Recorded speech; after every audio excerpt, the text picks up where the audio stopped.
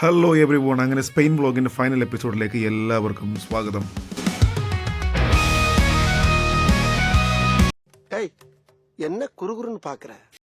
U കെയിൽ ഇപ്പോൾ ഫ്ലൂവിൻ്റെ ടൈമാണ്. അങ്ങനെ ഫ്ലൂ പിടിപെട്ടതുകൊണ്ടും പിന്നെ മറ്റ് പല തിരക്കുകളായിരുന്നതിനാലും വീഡിയോ എഡിറ്റിംഗ് ഒക്കെ ഒരുപാട് late. I M so sorry for that. ഇത് ഞങ്ങൾ താമസിക്കുന്ന ഹോട്ടലിൻ്റെ സ്വിമ്മിംഗ് പൂളാണ്. അപ്പോൾ ഞങ്ങൾ വിചാരിച്ചു ഇന്നത്തെ ഈവനിങ് പൂളിലേക്ക് ആക്കിയേക്കാമെന്ന്.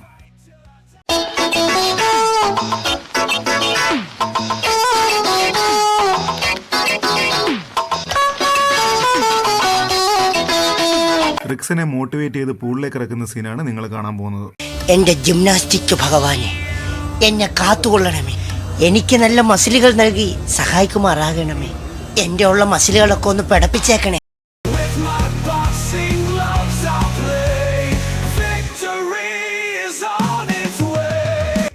തൊട്ടടുത്ത ദിവസം ഞങ്ങൾ ബീച്ച് കാണാൻ ഇറങ്ങിയതാണ്. പക്ഷേ ഞങ്ങൾ പോയി കണ്ട ബീച്ചുകളൊക്കെ വളരെ സാധാരണമായ ബീച്ച് പോലെയാണ് ഞങ്ങൾക്ക് തോന്നിയത്.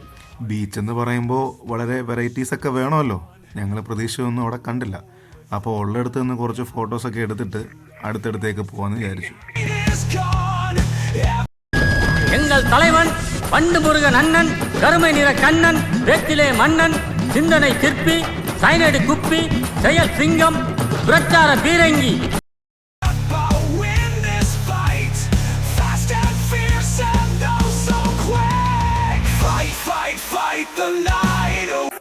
അങ്ങനെ വളരെ മനോഹരമായ ഒരു ബീച്ച് ഞങ്ങൾ കണ്ടെത്തിയിരിക്കുകയാണ്.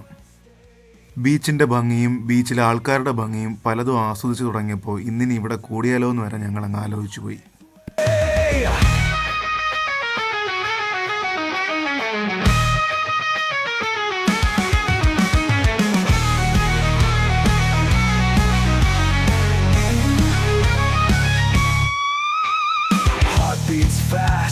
Pressure's on, lock and roll with all I've got.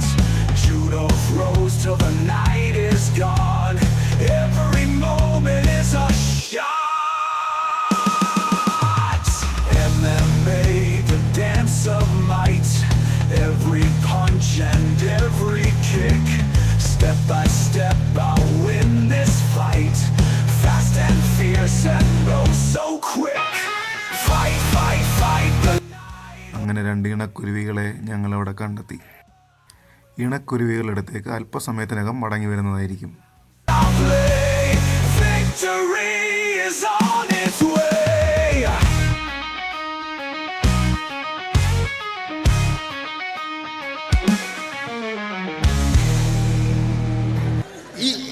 ഇങ്ങനെയൊന്നും അല്ലടാ. പബ്ലിക്കായിട്ട് ഇതിലും വലിയ പരിപാടികൾ അവിടെ നടന്നെങ്കിലും അത് വളരെ മ്ലേച്ഛകരമായതുകൊണ്ട് ഞാൻ ഈ വീഡിയോയിൽ ആഡ് ചെയ്തില്ല. നമുക്കിന്ന് പോണ്ടേ? വലിയ മാന്യന്മാരാണ് കേട്ടോ, അങ്ങോട്ടൊന്നും നോക്കുന്നതേ ഇല്ല. അങ്ങനെ ഇവിടെ ഫേമസ് ആയ ഓഷൻ ബീച്ച് ഐബീസ എന്ന് പറയുന്ന പൂൾ പാർട്ടിക്ക് ഞങ്ങൾ വന്നിരിക്കുകയാണ്. ഇനിയാണ് മക്കളെ കാഴ്ചകൾ.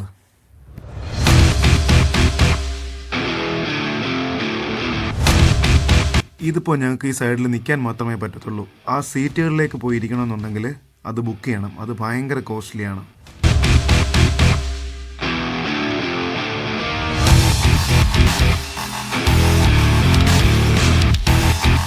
ആറ്റിറ്റ്യൂഡ് ഇടാൻ വേണ്ടി ഫോണിൽ ഗെയിമും കളിച്ചുകൊണ്ടിരിക്കുന്ന ഒരുത്തൻ എൻ്റെ ജീവിതത്തിൽ ആദ്യമായിട്ടാണ് ഞാൻ കാണുന്നത്.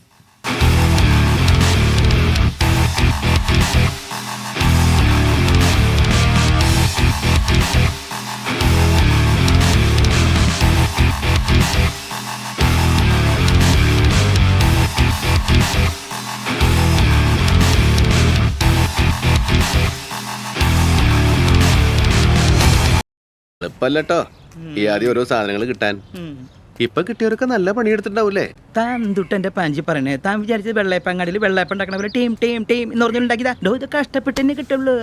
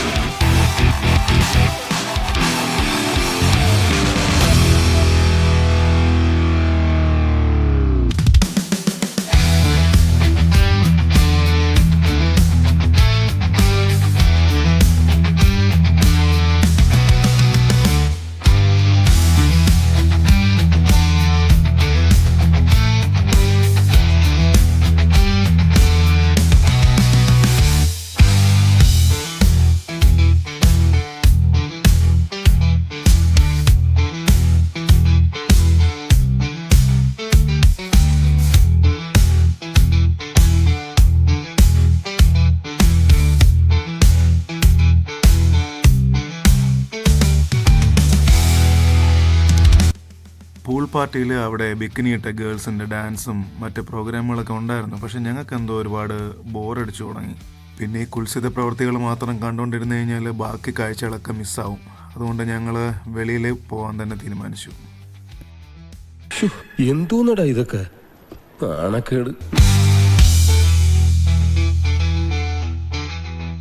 നമ്മുടെ പേര് രഷീദ്. നമ്മൾ കടവന്തരയിൽ വെച്ച് മോനെ അവിടെ റീചാർജ് ചെയ്യാൻ വന്നപ്പോൾ മോനെ കണ്ട് നമുക്ക് പേരുത്തി ഇഷ്ടമായി. മനുഷ്യനല്ലേ പുള്ളേ.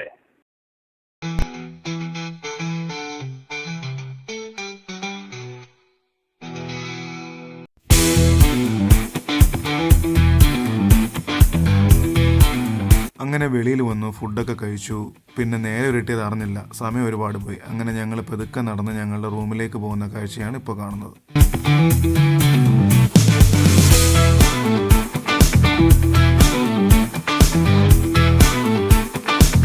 പ്രിയപ്പെട്ടവരെ, ഇത് വളരെ നല്ലൊരു ഇതാണ്.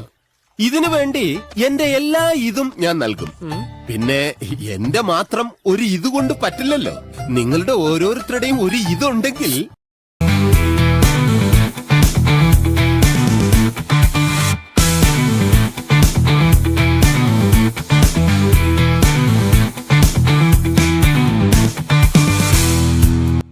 അങ്ങനെ ഈ ഒരു രാത്രി കഴിയുമ്പോൾ ഞങ്ങളുടെ ഐബീസയിലെ ട്രിപ്പ് തീരുകയാണ്. പിറ്റേന്ന് രാവിലെ ഫ്ലൈറ്റ് എടുക്കുന്നു നേരെ ബാഴ്സലോണയിലേക്ക്. അങ്ങനെ നേരെ ബാഴ്സലോണയിൽ ലാൻഡ് ചെയ്തു. എയർപോർട്ടിന് വെളിയിൽ വന്നിട്ട് എങ്ങോട്ട് പോകണമെന്നറിയാതെ അന്തം വിട്ട് കുന്തം വിഴുങ്ങിയേക്കുന്ന 3 പേരെയാണ് നിങ്ങളിപ്പോൾ ഈ കാണുന്നത്. അങ്ങനെ മെട്രോയിൽ കയറി വേൾഡ് ഫേമസ് ആയിട്ടുള്ള സഗ്രഡ ഫാമിലി എന്ന് പറയുന്ന റോമൻ കാത്തലിക് ബസലിക്ക കാണാൻ വേണ്ടിയുള്ള പോക്കാണ് ഈ പോകുന്നത്. അങ്ങനെ നമ്മൾ അവിടെ എത്തി. ഈ കാണുന്നതാണ് സഗ്രഡ ഫാമിലിയ. ഇത് 1882 കൺസ്ട്രക്ഷൻ സ്റ്റാർട്ട് ചെയ്തതാണ്. ആന്റണി ഗൗഡി എന്ന് പറയുന്ന ഒരു ആർക്കിടെക്റ്റ് സ്റ്റാർട്ട് ചെയ്തതാണ്. അങ്ങനെ മരിച്ചിട്ടിപ്പോൾ 100 കൊല്ലം കഴിയുന്നു. പക്ഷേ ഞങ്ങളിപ്പോൾ അവിടെ ചെന്നപ്പോഴും ഇതിൻ്റെ കൺസ്ട്രക്ഷൻ നടന്നുകൊണ്ടിരിക്കുന്നതേ ഉള്ളൂ. മേ ബി റിനോവേഷൻ ആയിരിക്കാം. എങ്കിലും 2026 എൻഡോടുകൂടി മാത്രമേ ഇതിൻ്റെ കൺസ്ട്രക്ഷനും കാര്യങ്ങളൊക്കെ തീരുമെന്നാണ് അവർ പറയുന്നത്. പിന്നെ ഇതിൻ്റെ യുണീക്കായിട്ടുള്ള ആർക്കിടെക്ചറലും അതിൻ്റെ ആർട്ടിസ്റ്റിക് സിഗ്നിഫിക്കൻസും ഒക്കെ വെച്ചിട്ട് യുനെസ്കോ ഇതിനെ വേൾഡ് ഹെറിറ്റേജ് സൈറ്റായിട്ടും പ്രഖ്യാപിച്ചിട്ടുണ്ട്. Tallest religious building in Europe എന്നൊരു കൺസെപ്റ്റോട് കൂടിയാണ് ഇത് പണിഞ്ഞു തുടങ്ങിയത്. ഇതിനെ അവർ ഉദ്ദേശിച്ചത് 172 മീറ്റർ ഉയരമാണ്. ഇപ്പോൾ എത്ര ഉണ്ടെന്ന് ഞങ്ങൾ അന്വേഷിക്കാൻ പോയില്ല.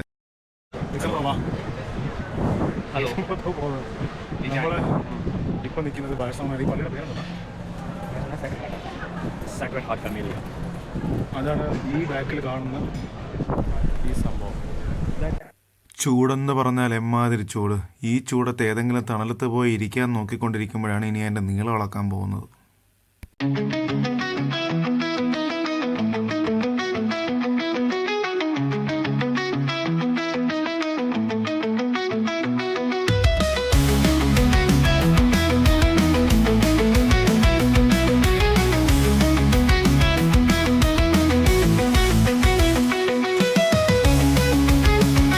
അങ്ങനെ ഇതിന് ഉള്ളിൽ കയറാൻ വേണ്ടിയിട്ട് ഞങ്ങൾ ടിക്കറ്റ് എടുക്കാൻ ചെന്നു. പക്ഷേ ടിക്കറ്റ് എല്ലാം ബുക്കിംഗ് എല്ലാം ഫുള്ളായി. ടിക്കറ്റ് കിട്ടിയില്ല. ഈ ചൂടത്തിങ്ങനെ തേരാപ്പാര നടക്കാൻ അവന് പ്രാന്താണോ എന്ന് വരെ ഞാൻ ചിന്തിച്ചു പോയി.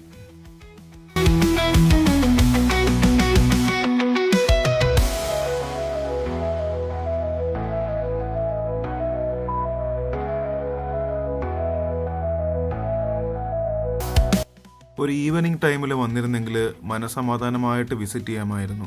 പക്ഷേ ഞങ്ങൾ എത്തിയത് ഉച്ച സമയത്താണ്. വളരെ ബുദ്ധിമുട്ടാണ് ഈ ഒരു കാലാവസ്ഥയിൽ ഇതൊക്കെ വിസിറ്റ് ചെയ്യുക എന്നുള്ളത്. അങ്ങനെ നല്ലപോലെ ക്ഷീണിച്ചു. കുറച്ച് തണൽ കിട്ടിയപ്പോൾ നേരെ അവിടെ പോയിരുന്നു. അങ്ങനെ ഞങ്ങൾ രണ്ടുപേരും മാറി മാറി എന്തൊക്കെയോ പറയുന്നുണ്ട്.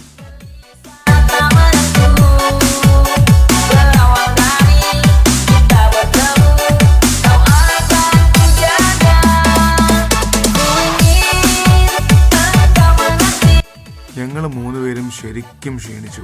ഞങ്ങളുടെ മുഖം കണ്ടു കഴിഞ്ഞാൽ വളരെ വ്യക്തമായിട്ട് മനസ്സിലാവും. റിക്സംബ്രോയൊക്കെ വളരെ നല്ലപോലെ ക്ഷീണിച്ചു.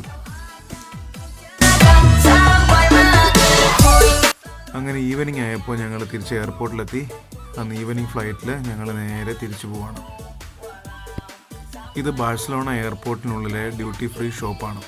അപ്പം ഇവിടുത്തെ കാഴ്ചകൾ ഇനി കുറച്ച് കാണാം.